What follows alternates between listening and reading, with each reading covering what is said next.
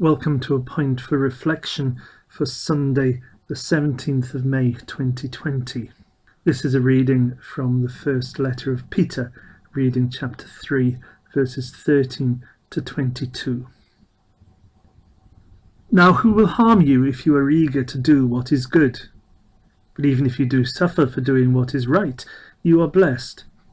Do not fear what they fear, and do not be intimidated, but in your hearts sanctify Christ as Lord. Always be ready to make your defense to anyone who demands from you an accounting for the hope that is in you, yet do it with gentleness and reverence. Keep your conscience clear, so that when you are maligned, those who abuse you for your good conduct in Christ may be put to shame. But it is better to suffer for doing good, if suffering should be God's will, than to suffer for doing evil.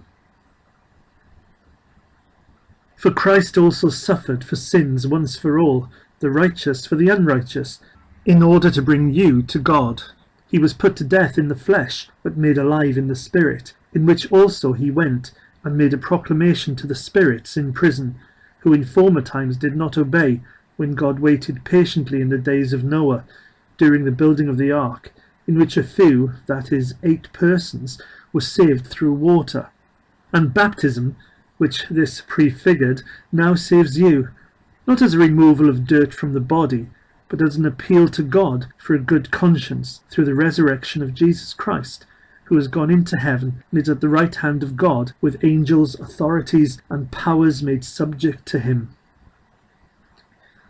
When I was a child, I used to buy American superhero comic books. I loved the adventures, even when they were very far-fetched. But at the very basic, they were about the strength of the human spirit and the desire to do the good and right thing. Often the characters pushed themselves to test their limits for the sake of someone else, but equally their secret identities suffered because of their desire to help and put things right. Not all the stories were about intergalactic threats. Sometimes they were about poverty, drug addiction, and acceptance. Those kind of stories have always captured people's imaginations, from the classics to modern stories. We like a simple hero we can relate to, who plays out the struggle we can often identify with, even if our circumstances are different. Our faith often makes us face the question of what is the right thing to do. Where I grew up, a few doors up, was a Baptist church's manse. The minister's wife one day said to my mother that whenever a charity envelope came through the door, the question asked was never, "Are we giving?" It was always, "How much are we giving?" I suspect that was not an easy question to answer when they had 2 young children. In our world today, we have seen how people have struggled and continue to do so after trying to do the right thing. People have lost their liberty, their identity, their livelihood, their family, their finances, simply by making a stand, speaking out, trying to make things better not just for themselves, but for others.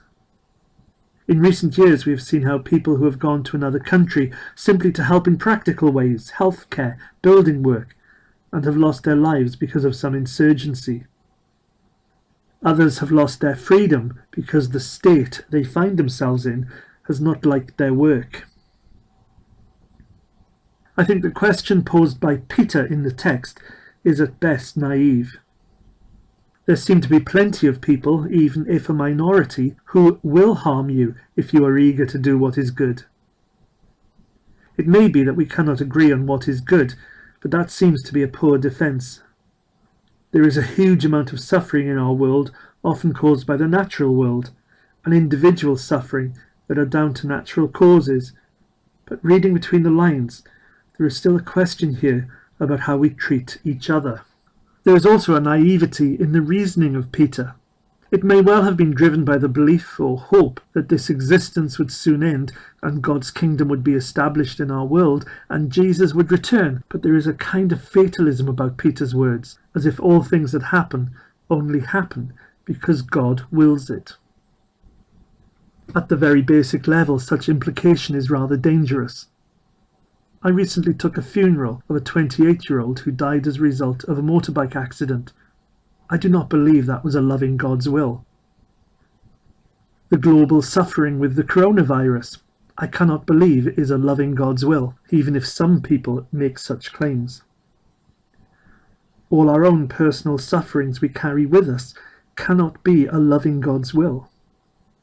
How many parents hope their children's lives will be better than theirs were? If we are capable of desiring that for our children, how much more would a loving parental God desire suffering for us? Particularly after the experience of the cross, where words attributed to Jesus calls for forgiveness towards those who have done this to him, for they know not what they do. From the natural disasters that devastate often poorer countries, to the AIDS disease, to the way we treat other people, may not be a loving God's will, but that does not mean God cannot be found within them. It is like the well-known quote from Elie Wiesel, who found God in the gallows at a concentration camp execution. We could have a discussion about free will, about God's role in our world and in our lives. We could seek to justify our behaviours, including our evangelistic techniques, but we may miss the point.